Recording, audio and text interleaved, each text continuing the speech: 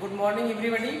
आज हम लोग DLR 4 सेमेस्टर के विज्ञान में जीव विज्ञान के पार्ट में ब्लड ग्रुप रक्त वर्ग के बारे में चर्चा करेंगे। जैसा कि आप लोग मनुष्य में पहले से ही सुने होंगे, जानते होंगे इस चीज़ के बारे में कि रक्त वर्ग होता क्या है, और तो इस पर हम एक बार और चर्चा करें जिससे आपका रिवाइज हो जाएगा। तो रक्त ग्रुप होता क्या है? मनुष्य के रक्त में, जैसा कि हम लोग पिछली कक्षाओं में चर्चा कर चुके हैं कि रक्त में रक्त कणिकाएं पाई जाती हैं, RBC, WBC, प्लेटलेट्स। तो उसी RBC जो होती है, RBC पे एक विशेष प्रकार के एंटीजन प्रोटीनस पदार्थ पाए जाते हैं जिनको हम एंटीजन या प्रतिजन कहते हैं। उन्हीं के आधार पे रक्त ग्रुप का निर्धारण किया गया है मनुष्य में। और रक्त वर्ग की खोज सर्वप्रथम कार्ल लैंड स्टीनर नामक वैज्ञानिक ने किया था। जो RBC होती है, RBC की कोशिकाएं होती हैं, उसकी सतह पर एक विशेष प्रकार का प्रोटीनस पदार्थ पाया जाता है जिसको प्रतिजन कहते हैं, और प्लाज्मा में विशेष प्रकार का प्रतिरक्षी पदार्थ पाया जाता है। उन्हीं के प्रेजेंस और अब्सेंस के आधार पर रक्त वर्ग का निर्धारण किया गया है। ये प्रतिजन और प्रतिरक्षी मुख्य रूप से दो प्रकार के होते हैं। प्रतिजन A, B और प्रतिरक्षी A, B। प्रतिजन को हम अल्फाबेट के कैपिटल लेटर से प्रदर्शित करते हैं और प्रतिरक्षी को अल्फाबेट के स्मॉल लेटर से प्रदर्शित करते हैं, A और B से। और इन्हीं दोनों के प्रेजेंस और अब्सेंस के आधार पर ब्लड ग्रुप का निर्धारण किया जाता है। और मनुष्य में मुख्य रूप से 4 प्रकार के ब्लड ग्रुप पाए जाते हैं, A, B, AB और O। अब अगर हम प्रतिजन को देखें और प्रतिरक्षी, ब्लड ग्रुप A में प्रतिजन A पाया जाता है। जिस मनुष्य के रक्त में RBC में प्रतिजन A होगा उसका ब्लड ग्रुप A होता है। यहाँ पे प्रतिरक्षी स्मॉल b, और B ब्लड ग्रुप में प्रतिजन B है और प्रतिरक्षी स्मॉल a है। यहाँ पे प्रतिजन A और B दोनों है, और यहाँ पे कोई प्रतिरक्षी नहीं पाया जाता है। और ब्लड ग्रुप O होता है जिसमें कोई प्रतिजन नहीं होता है और प्रतिरक्षी A एवं B दोनों पाए जाते हैं। अर्थात इससे ये निष्कर्ष निकलता है कि जब प्रतिजन A जहाँ पे रहेगा वहाँ पे प्रतिरक्षी B रहेगा, प्रतिरक्षी A नहीं रह सकता। और जब प्रतिजन B जहाँ प्रेजेंट होगा वहाँ पे प्रतिरक्षी A होगा, प्रतिरक्षी B नहीं होगा। तो देखेंगे AB के केस में क्या होता है, यहाँ पे दोनों प्रतिजन जब प्रेजेंट है तो यहाँ पे कोई भी प्रतिरक्षी नहीं पाया जा रहा है, और O के केस में जब कोई प्रतिजन नहीं है तो दोनों प्रतिरक्षी पाए जाते हैं। तो इस प्रकार से प्रतिजन और प्रतिरक्षी के पाए जाने के आधार पर 4 प्रकार के ब्लड ग्रुप है मनुष्य में। अब एक और इसमें केस आती है, आखिर ये प्रतिजन और प्रतिरक्षी क्यों पाए नहीं जाते हैं? क्योंकि प्रतिजन का प्रतिरक्षी से रिएक्शन होता है जिससे ब्लड क्या होगा, क्लॉटिंग कर जाता है। अगर सेम ब्लड ग्रुप नहीं मिलता है तो ब्लड क्लॉट कर जाता है जिससे व्यक्ति की मृत्यु हो जाती है। और यहाँ पे एक छोटा सा हम आपको और क्लियर कर देना चाहते हैं, प्रतिजन और प्रतिरक्षी होता क्या है। आप इसको एक सिंपल वर्ड में समझ लीजिए। इम्यूनोलॉजी में, मतलब प्रतिरक्षा विज्ञान में, प्रतिजन और प्रतिरक्षी को, जैसे कोई भी फॉरेन पार्टिकल है, जो भी बाहरी पदार्थ हमारे शरीर के अंदर प्रवेश करता है उसे हम प्रतिजन कहते हैं। और उसके अगेंस्ट जो कोई हमारी बॉडी, उसके अगेंस्ट जो उसे मारने के लिए या उसे खत्म करने के लिए जो सबस्टेंस रिलीज करती है, उसका निर्माण करती है, वो प्रतिरक्षी कहलाता है। तो यहाँ ब्लड ग्रुप में क्या हो कि प्रत्येक ब्लड ग्रुप में एक न एक प्रकार का प्रतिजन पाया जाता है, और उसके विशेष प्रकार का प्रतिरक्षी भी होता है। लेकिन अगर जहाँ भी उसका मैच नहीं करता है तो ब्लड क्लॉट कर जाता है। अब आइए आप देखते हैं रुधिर आधान के बारे में।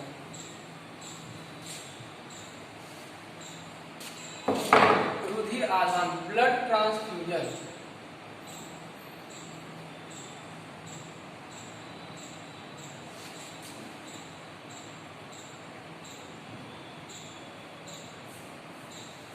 रुधिर आधान में सबसे बड़ी बात होती है कि ब्लड ग्रुप मैच करना चाहिए। अर्थात जिस ब्लड ग्रुप का व्यक्ति है उसको उसी ब्लड ग्रुप का रक्त चढ़ाना चाहिए।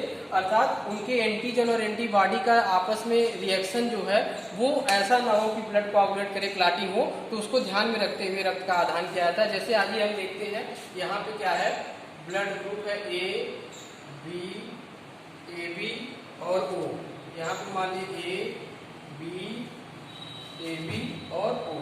इसको हम लोग ऐसे कर लें, एक टेबल बना लेते हैं।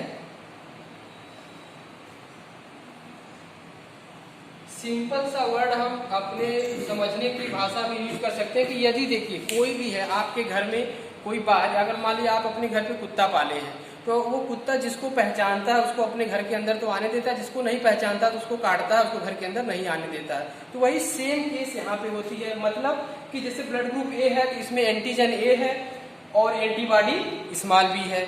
ब्लड ग्रुप बी है तो उसमें एंटीजन बी है और एंटीबॉडी स्मॉल बी है। ठीक है, यहाँ पे कोई एंटीबॉडी नहीं है, यहाँ पे दोनों एंटीबॉडी है। या वही चीज हम यहाँ भी समझ सकते हैं, ऐसे कर ले। ठीक है, तो अगर हम एंटीबॉडी को जो प्रतिरक्षी पाया जाता है, अगर हम उसकी तुलना कुत्ते से कर लें, किसी के घर में उसकी तुलना हम कुत्ते से करें, तो अब वो क्या करेगा, वो कुत्ता जिस घर पे है तो जिस व्यक्ति को पहचानेगा उसे अंदर आने देगा, जिसको नहीं पहचाने उसको नहीं आने देगा।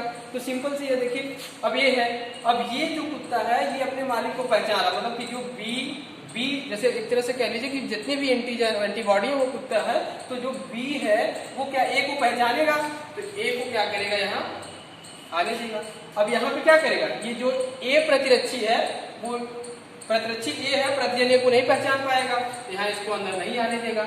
अब यहाँ पे क्या है, यहाँ पे कोई कुत्ता ही नहीं है, मतलब कोई एंटीबॉडी ही नहीं है, यहाँ पे कोई भी इनके घर में आ सकता है। मतलब सिंपल सी बात है, जिसके घर में कोई कुत्ता नहीं तो कोई रोकने वाला नहीं है, तो कोई भी आ जाएगा घर के अंदर। अब यहाँ पे दोनों दो है, अगर एक पहचानेगा तो दूसरा नहीं पहचान पाएगा, दूसरा पहचाने तो वो नहीं दूसरा पहचान, यहाँ पे भी अब आने की संभावना नहीं है।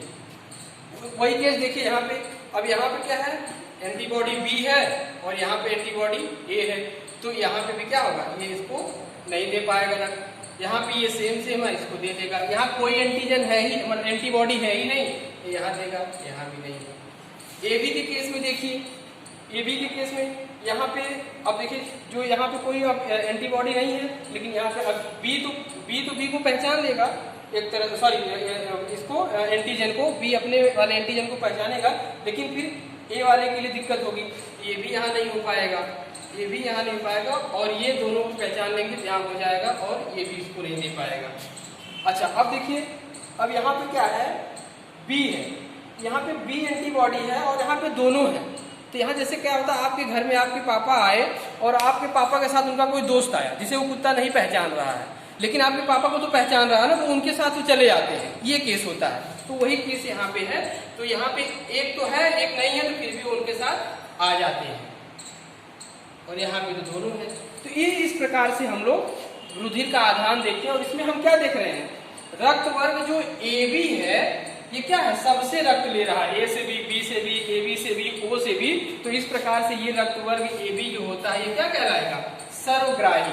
ये हो गया आपका सर्वग्राही, यूनिवर्सल रिसीवर भी कहते हैं। और हम देख रहे हैं रक्त वर्ग ओ, नीचे देखिए रक्त वर्ग ओ है, ये सबको रक्त डोनेट कर रहा है, ए बी ओ सबको दे रहा है, तो इसको हम लोग क्या बोलते हैं, ओ को क्या हो जाता है, ये सर्वदाता, यूनिवर्सल डोनर। ठीक है, तो इस प्रकार से सर्वग्राही रक्त ग्रुप क्या होगा, ए बी, और सर्वदाता क्या होता है, ओ। अब इसके आगे हम बढ़ते हैं, एक और चीज आती है आरएच फैक्टर। जैसे आप लोग कभी कभी सुनते होंगे कि इनका ब्लड ग्रुप ए पॉजिटिव है, बी पॉजिटिव है, ओ पॉजिटिव है, तो आखिर ये पॉजिटिव वर्ड क्यों लगाया जाता है, पॉजिटिव क्यों कहा जाता है। तो उसके लिए हम आपको बता दें कि लाल रक्त कणिकाओं की आरबीसी की सतह पर ही एक विशेष प्रकार का प्रोटीनस पदार्थ पाया जाता है, एक प्रकार का वो एंटीजन ही होता है, प्रतिजन ही होता है, जिसको हम लोग कहते हैं आरएच फैक्टर। ये सबसे पहले रीसस, अमेरिका में रीसस नामक बंदर में इसकी खोज हुई थी, इसलिए इसको शॉर्ट फॉर्म में आरएच कहते हैं, लेकिन इसका पूरा नाम होता है रीसस फैक्टर। रीसस फैक्टर, यह रीसस फैक्टर जिस ब्लड ग्रुप में पाया जाएगा वह ब्लड ग्रुप पॉजिटिव होगा, और जिस ब्लड ग्रुप में नहीं पाया जाएगा उस ग्रुप को निगेटिव बोलते हैं। मतलब आरएच पॉजिटिव कहें और आरएच निगेटिव कहें, या हम कह लें जैसे मान लीजिए आपका ब्लड ग्रुप ए है और आरएच फैक्टर भी पाया जा रहा है, तो आपका ब्लड ग्रुप हो जाएगा ए पॉजिटिव। अगर आपका ब्लड ग्रुप बी है और आरएच फैक्टर नहीं पाया जा रहा तो आपका ब्लड ग्रुप हो जाएगा बी निगेटिव। उसी तरह A B positive, A B negative, O positive और ओ निगेटिव। इस ऐसे होता है, मतलब कि जिस ब्लड ग्रुप में आरएच फैक्टर पाया जाएगा वो पॉजिटिव होगा, जिसमें नहीं पाया जाएगा वो निगेटिव होगा। अच्छा, वही केस यहाँ पे होती है प्रतिजन और प्रतिरक्षी की।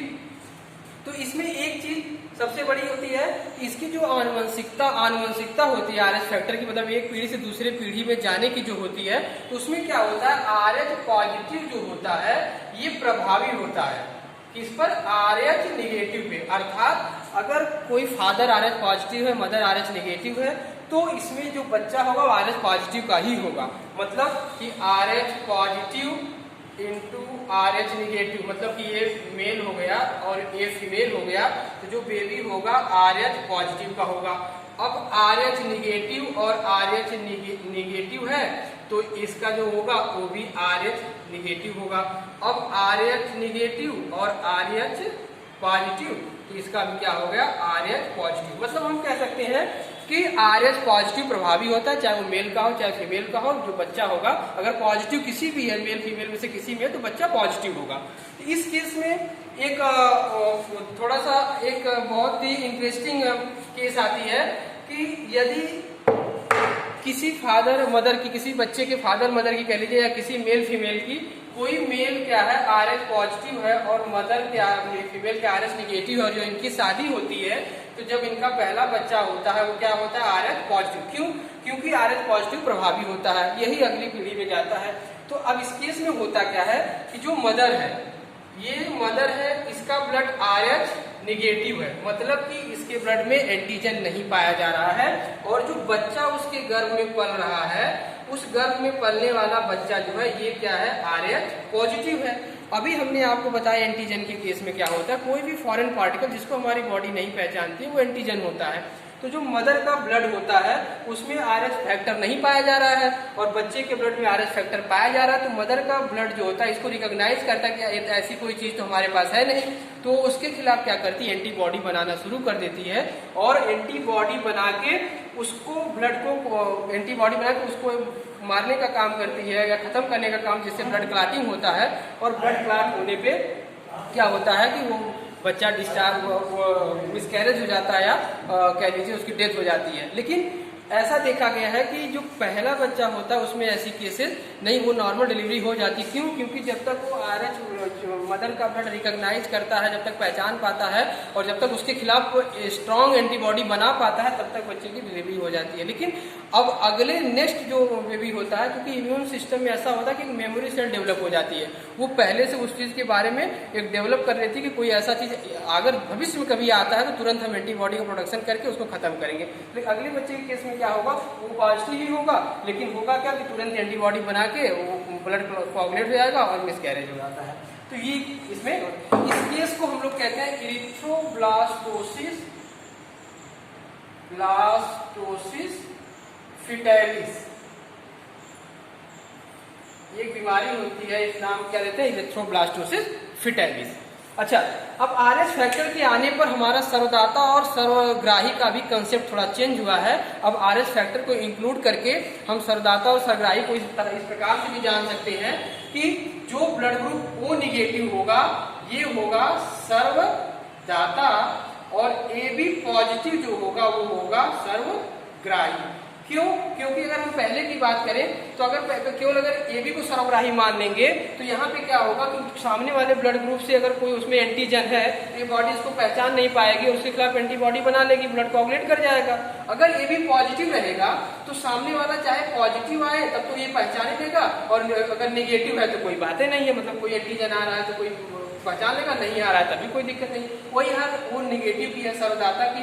अब ये अगर पॉजिटिव वाले में जाएगा तो यहाँ पे कुछ है ही नहीं एंटीजन, तभी कोई दिक्कत नहीं है, और अगर नहीं वाला जैसे निगेटिव वाले ब्लड ग्रुप को दिया जा रहा है तभी कोई दिक्कत नहीं। इस प्रकार से आरएच फैक्टर के आने के बाद हमारा सर्वदाता और सर्वग्राही वाला कंसेप्ट चेंज हो गया, मतलब सर्वदाता ओ निगेटिव होता है और सर्वग्राही ए बी पॉजिटिव होता है।